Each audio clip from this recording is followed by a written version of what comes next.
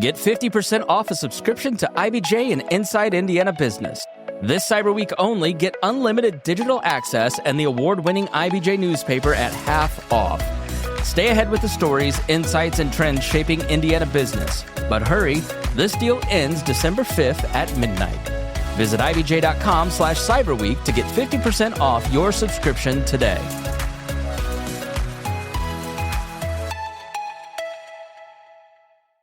You can create a lot of content with AI, but the secret sauce is really how do you make it more authentic so that you can start the drip towards a trusting relationship with whoever your audiences are. Hi, I'm Jayson Manship, host of Authentic and Agentic.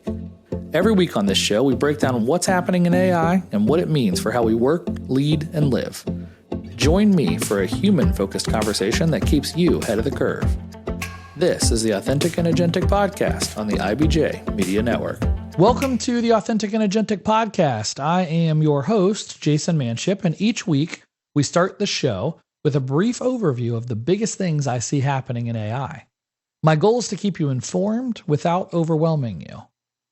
So let's start this week with something everybody probably felt: Black Friday and Cyber Monday. If you're watching the economic news, there's a lot of conversation leading into this weekend to see how consumer spending and overall holiday retail sales might perform. And it looks like it outpaced a lot of people's expectations. Adobe Analytics reported that U.S. online sales hit $11.8 billion on Black Friday, which is up 9.1% from last year. And they specifically noted that more than half of these online sales were driven by AI-powered product discovery. Think about that, half of $11.8 billion. Now, I could do an entire podcast episode on just this topic. Why were these numbers so high? Is it because of AI? Is it because online deals started earlier with many big e-commerce sites doing Black Friday week? Is it because of tariffs raising cost of goods sold and in turn prices?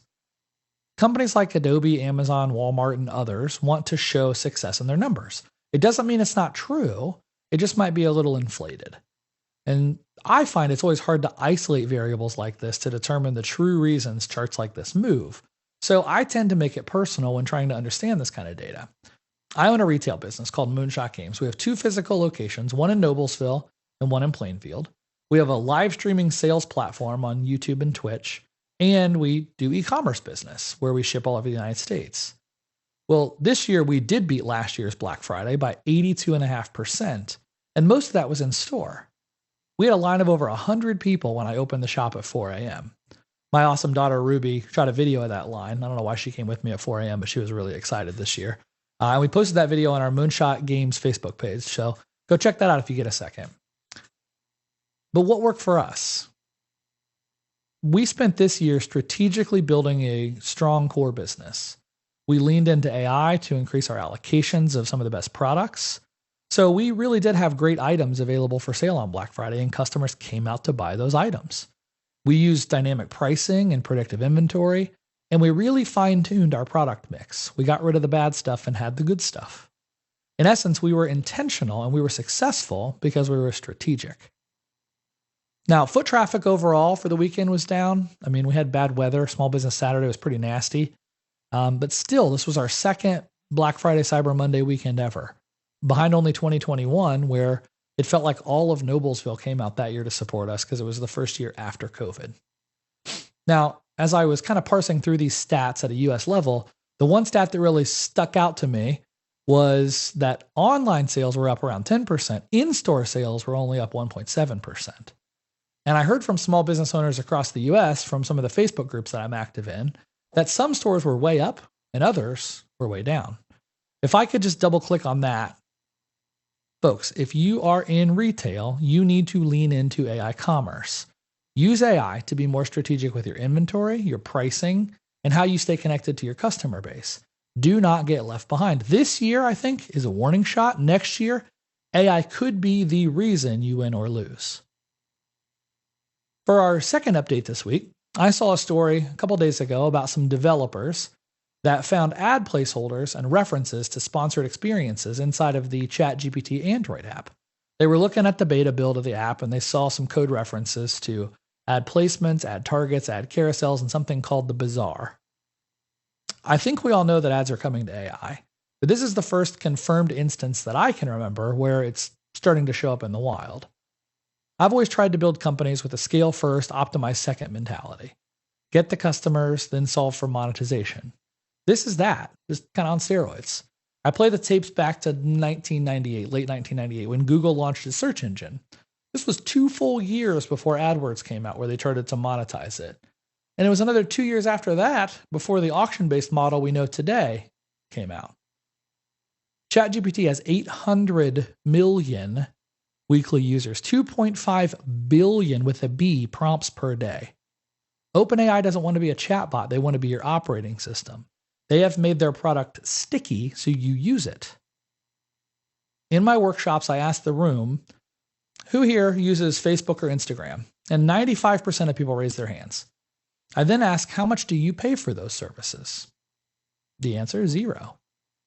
But how? How does Facebook and Instagram exist if you're not paying for it? Well, because you are the product. Facebook, Instagram, and soon to be ChatGPT are selling you. They're selling your data, your interests, and your click history. And honestly, it makes sense. Like, I love personalized recommendations. When I first saw an Amazon ad follow me around from site to site, like, you know what? I do need that vacuum cleaner. It's kind of creepy. But decades later, we're going to have product recommendations that are context aware in a way that no one has ever seen before. Pair that with shopping bots to help you order things while you don't have to wait in line at 4 a.m. for those great Black Friday deals. Folks, agentic commerce is coming, and it's coming very fast. I think this is a huge step in that direction, and I'm personally pretty excited for it. If you too are specifically interested in this topic of agentic commerce and marketing online, stay tuned for my upcoming chat with Jim Brown. He is the Chief Revenue Officer of Valvenmeter. They are a performance marketing agency with deep roots in SEO, web design, and pay-per-click. Jim and I are going to break down what an agency of the future looks like and how companies like yours and mine can skate to where the puck is going. For our third update this week, I'll be quick on this one, but I couldn't help but chuckle a little bit when I saw this. The USPTO, the Patent and Trademark Office, dropped new guidance on AI-assisted inventorship. The short version, AI can assist, AI can generate, AI can propose, but only a human can legally be listed as an inventor. They clarified this because AI-generated inventions are flooding patent applications. This is wild to me. AI is making up inventions and filing patents and flooding the zone to the point where the USPTO can't keep up. Imagine, the PTO is like a BMV, right? It's the last business day of the month. The place is packed. They're already behind. The lines are long. And then suddenly 100 self-driving cars show up and they want to register themselves. System is not built for that kind of volume or frankly, that kind of weirdness. Like, we are not prepared for this. Honestly, I don't really know much about how all this stuff works. I don't have any patents personally. But I laughed when I read that article because I guess I just assumed you had to be a human to invent something. It's wild to see what people are using AI to do. So, shameless plug for another future episode. I am going to sit down with my friend Brian McGinnis. He is a leading intellectual property attorney. He's a partner at Barnes & Thornburg, and he has always been on the cutting edge of this stuff. So you'll want to check back to hear him unpack some of these weird situations. He is the expert, and I can't wait to have that conversation with him in an upcoming episode. To close this news segment, I do want to touch on one other big thing in the AI news. And again, I don't have the time to dig into this as much as I'd like to, but I did have multiple people ask me at Thanksgiving about this. Project Genesis. So here's a quick summary. The Trump administration is reportedly working on a federal initiative to accelerate AI development in the U.S., framed as a national security and economic competition mandate, kind of like the Manhattan Project or the space race. The goal is to beat China, surpass globally, win, so to speak. Early reporting this week says they are trying to consolidate the federal AI infrastructure and talent and compute into something centralized where these groups can work together to quote unquote win, to beat the competition, to beat China. Now, I commend the concept and I love the idea of working together for the common good. And while I consider myself an AI optimist, I've also worked close enough to the sausage factory to know that ultimate power ultimately corrupts. I have concerns about this. The big tech leaders seemingly are mixed on it also. Sam Altman seems to be pro-Genesis project. Musk, I think, is against it. And others are kind of in various spots in that continuum. I had this thought earlier this week. I was watching season 2 of Survivor from way back in 2001. It's like the best season. Watching it with my kids. And this whole thing kind of reminds me of that. There are 2 tribes at the beginning of the show, 8 and 8. And they play as teams. And then at some point, basically halfway through the show, the teams merge, the tribes merge. And what was once a team sport now becomes an every person for themselves sport. There's only one winner at the end. And it's wild to me to see how humans change when the rules change. Now, I don't want to get too predictive here or prescriptive either. I don't know what's going to happen. We don't know what's going to happen. But I have some concerns, right? I'm probably oversimplifying here, but having controls or input in all the world's information just doesn't feel like a really shareable thing. Decide who gets what? How do we split it up? How do we work together? I don't know. It just feels messy to me. But I guess my hope in all this is that we see major advancements to help humanity. The space race I mentioned earlier, we saw satellite technology, microchips, material science, STEM education reform. Really, a lot of the modern tech economy came from that. So I do wonder if a Genesis program could do the same, creating some breakthroughs in compute or robotics or cybersecurity, maybe even some changes in education. So as this Genesis project moves forward, I will continue to follow it and to add my commentary. If you're interested in following along, make sure to like and subscribe to this podcast. And that's all I'm going to cover today in the news segment of the show. We're going to take a quick break to thank our sponsors, our show sponsor, TechPoint. They are the reason this show can happen. And then when we come back, we're going to jump right into an interview with Lou and Ty Gerig. They are a father-son duo that runs a strategic communications firm called Gerig, based right here in Fishers. They have a storied history in Indianapolis, and we'll discuss how AI is impacting communications and how they are managing through these changes. Indiana's digital economy is changing fast, and TechPoint is helping lead the way. TechPoint drives Indiana's digital economy through talent, innovation, and community. Their new report, AI-Driven Skills for Indiana's Economy, explores how AI is reshaping our workforce. It's built for employers, educators, and job seekers who want to understand which skills are most in demand in our state's rapidly evolving economy. Download it today at techpoint.org/AI skills. Welcome back, and thanks again to TechPoint for sponsoring the Authentic and Agentic podcast. Now, before I get into the interview with Lou and Ty, I wanted to share a quick overview of how we got here. This is my first official interview for Authentic and Agentic, and honestly, it's a bit overwhelming.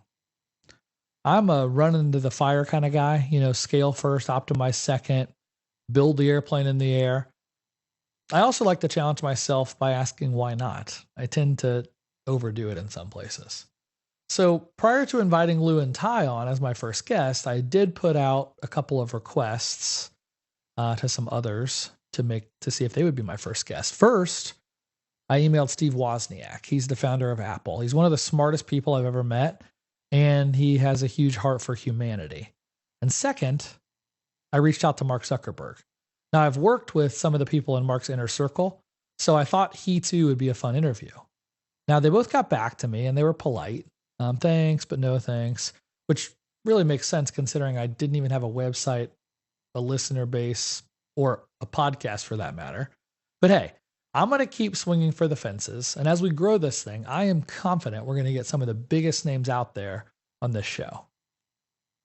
When I was telling all this to the show's producer, Chris Spangle, he's the digital director at the IBJ, I told him I had asked Woz and Zuck for an interview, and he told me the same thing he tells all new podcasters. Do the first 5 episodes with your friends. You're going to be nervous. You're going to make it weird. You're going to fumble. You're still finding your footing. I'm thankful for that wisdom. And with that, I actually got my first choice to join today's show. Lou and Ty are some of my favorite humans in the entire world. I spent the last 2 years of my career working hand in hand with these guys, and their third partner, Alicia Thomas, all just great, great humans. They are exactly the type of people that you need to hear from. Now, this episode, this interview isn't a technical teardown. It's a deeply human conversation. And honestly, I think that's where the gold is. I call this show Authentic and Agentic for a reason, and in that order.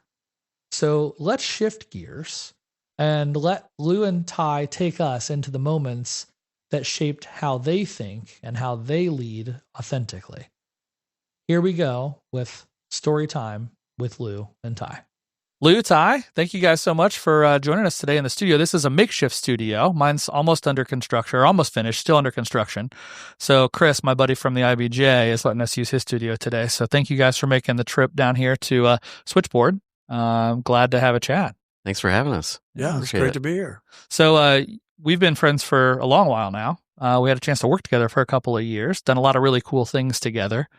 And one of the memories that I really cherish, every time I got to lunch with folks when I worked with you guys, I would call it story time with Lou, right? Because Lou had just the greatest stories.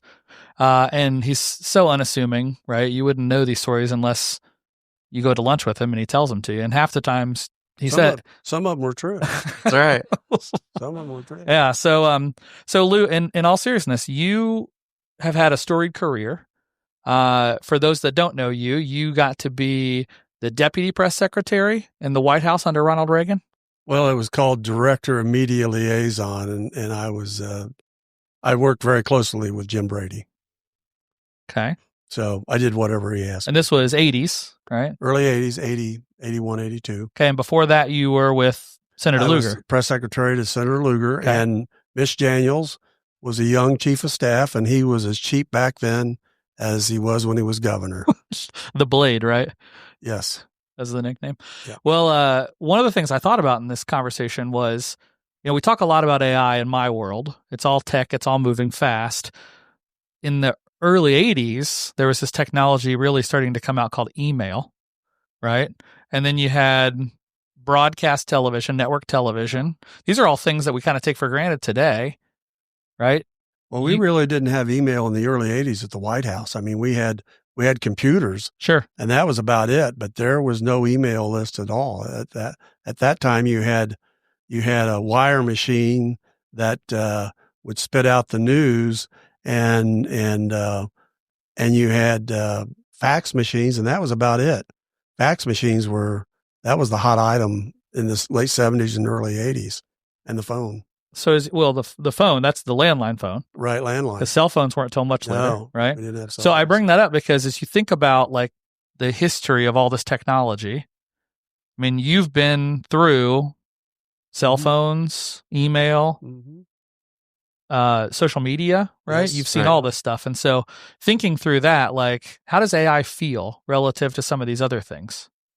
Well, thanks to you, I got involved in AI, and I use Claude, and I have found it to be very, very helpful, especially when I'm trying to organize my thoughts on a particular issue. And it gives me, I know what I want to say, but when I go to AI, it gives me a more complete description. Sure. And so what I found, though, with AI is that even though I ask for AI assistance, I still want to put it into my own words. Sure. So they know it's from Lou and not from the Claude. Bots. Sure. It's not from Uncle Claude. And I think it's going back to your point about the early 80s, and we've brought this up in our crisis communication training before, but just the speed at which information travels, it's and wild. What it was like back then with the only news sources out there were broadcast media, the 3 or 4 major network broadcasts. The nightly news. Yeah.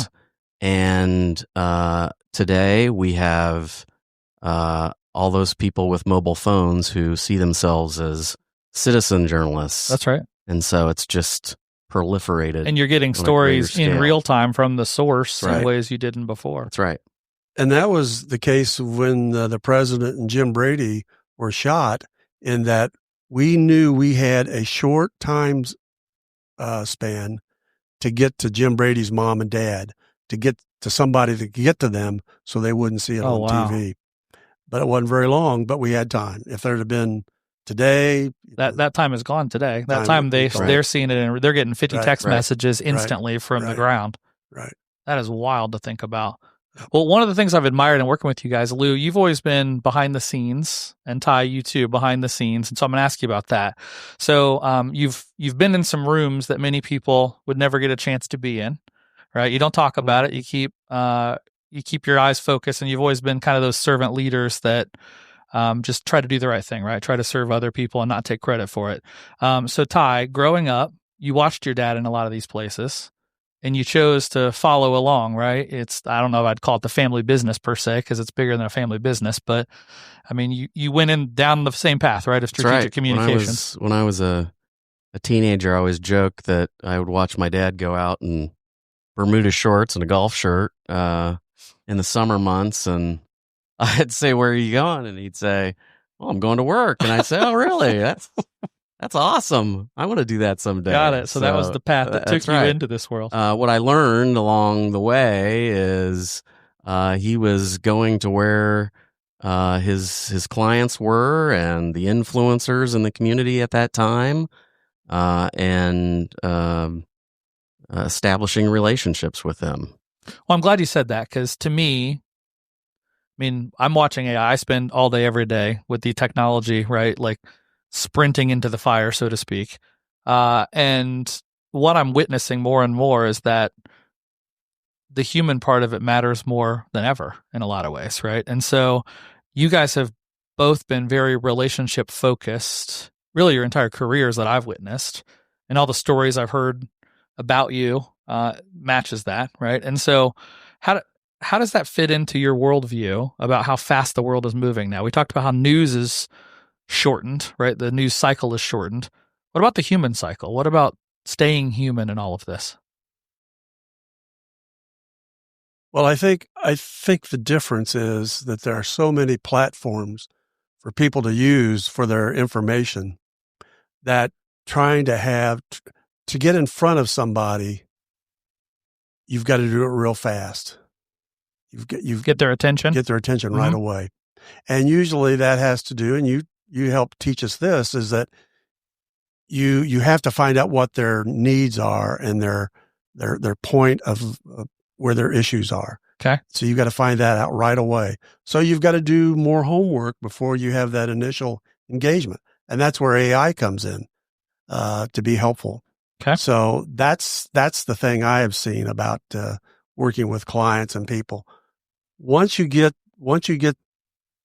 their attention and you come together for a discussion on what their issues are, then it's more the personal relationships, trust. So you see AI helping kind of break through the clutter and the noise. Yes. Such that you get their attention, and then you can have that human relationship Do your homework with them. Sure. Yeah, you can definitely be more equipped going into a conversation with someone.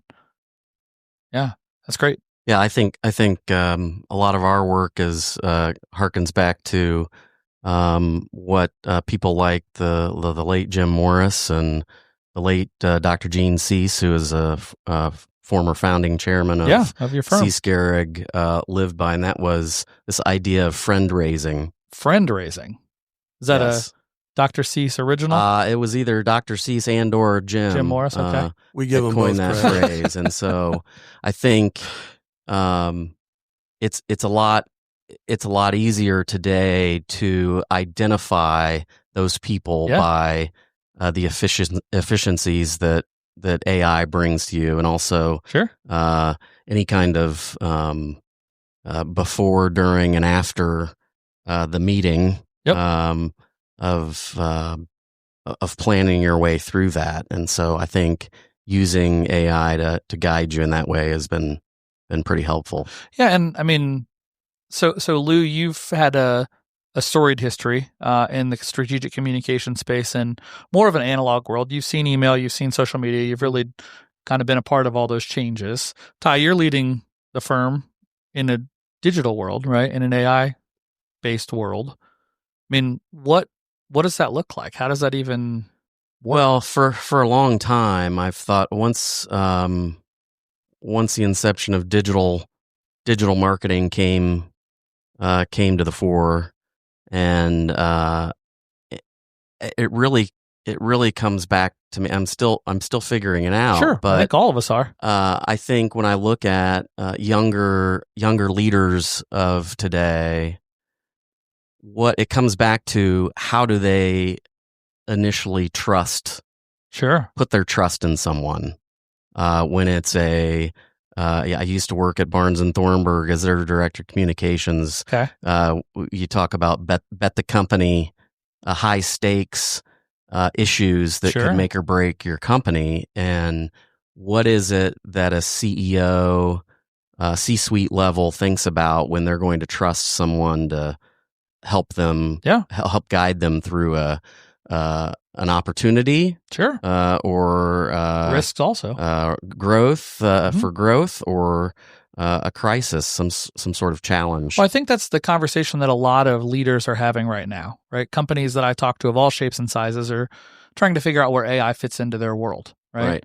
And I look at companies like Eli Lilly or Salesforce, some of the bigger companies here in Indianapolis, and they are global leaders in AI adoption, right? They are saying, hey, this is the future. I mean, I heard recently the folks at Lilly talked about becoming an agentic enterprise, right? Like leaning into AI in a big way. So what advice would you give to leaders in companies of all shapes and sizes about this? Like, how do you lean in and responsibly maybe, or stay a human while you lean in, right? Those are the questions I think a lot of leaders are trying to struggle with here. I think it's finding those situations where you can engage with your friends, going back to the friend raising comment, your peers, to pick their brain on how they're using it in their own business.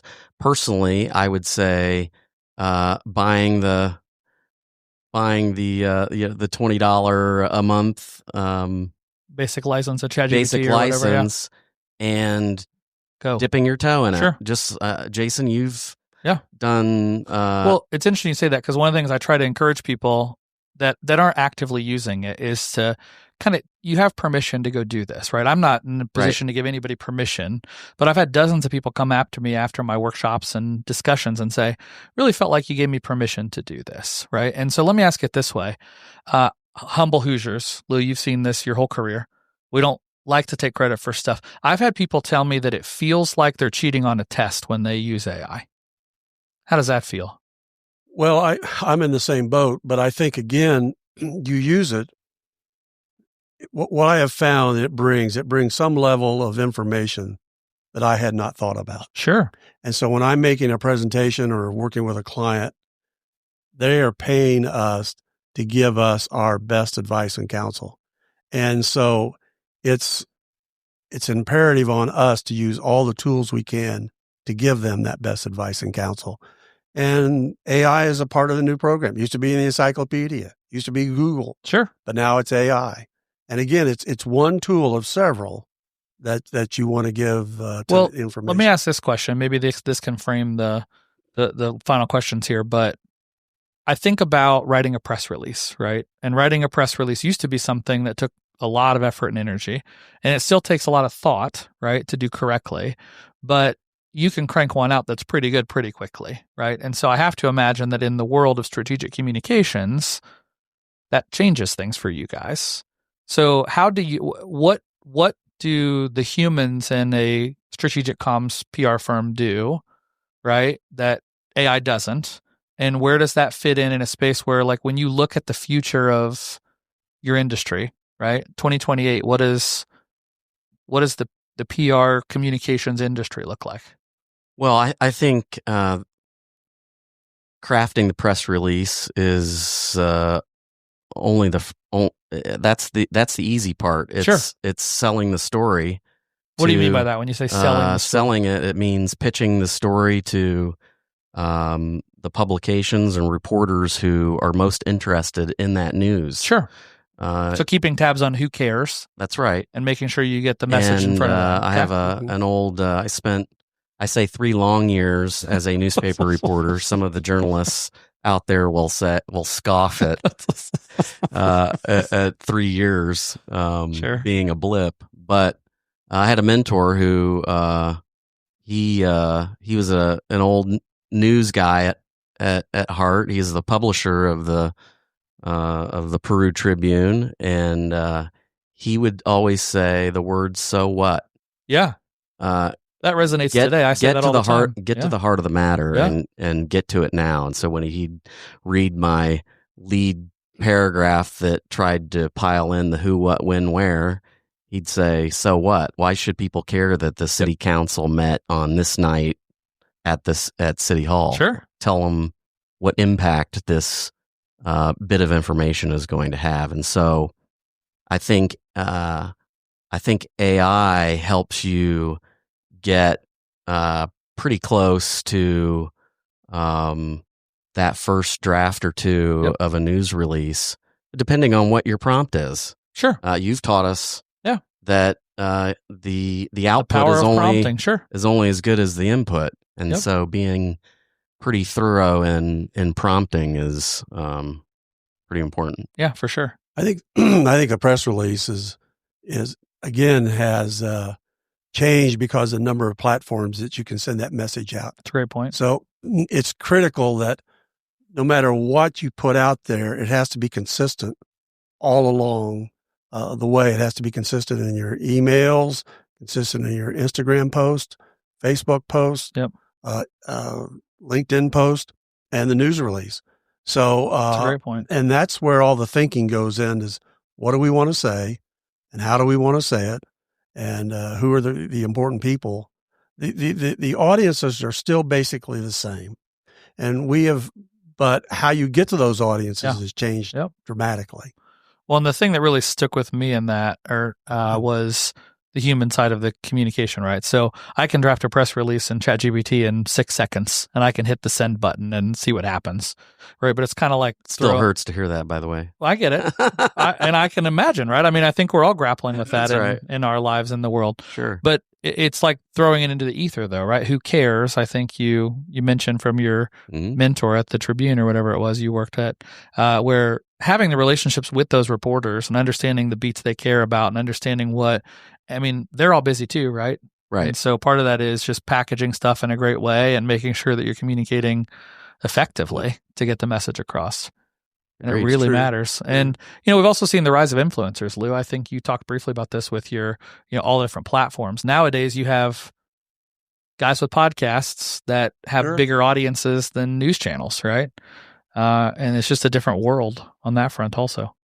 Well, you're absolutely right. And I think the job now is to try to find out who those influencers are and how they can help you tell your story. Sure. And they have deeper audiences, right? So one of the things that I love about podcasts, the reason I decided to launch one was because you get to build a community. It's an audience, right? They grow with you. And so I'm thrilled for all the upcoming guests we get to talk to and issues we get to unpack with those guests. But I'm just really grateful for you guys for coming and joining me today. Before we leave, I have one other thing. Lou, I prompted you earlier on this one, and I said, I'd love for you to do a little bit of story time with Lou.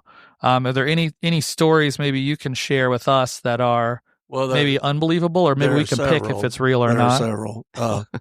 I worked for Jim Brady. I was middle management. Jim and I met each other. We were both press secretaries on the Hill.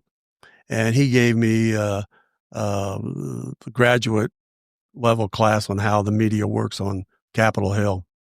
And then when he went to the White House, he called me and he said, I need some help down there. I need somebody to help cover me. And so I went down there and did a lot of work for him. The first day he took me over to meet the president, and President Reagan was very gracious. And he says, well, didn't I play you in a movie? And that's the first thing he said to me. With a name like Lou Gehrig, yeah. And he did play a baseball player in a movie. No, he didn't play baseball. Oh, okay. He played that's right, football. The Gipper, Notre Dame. Yeah, that's right. Didn't I play? That's clever. So, but sure, there was a day of the assassination attempt, a day of the shooting, and all the things that happened, and being there when Al Haig burst through the built room and sweating and went to the podium unannounced and uninvited, and told him that he was in charge.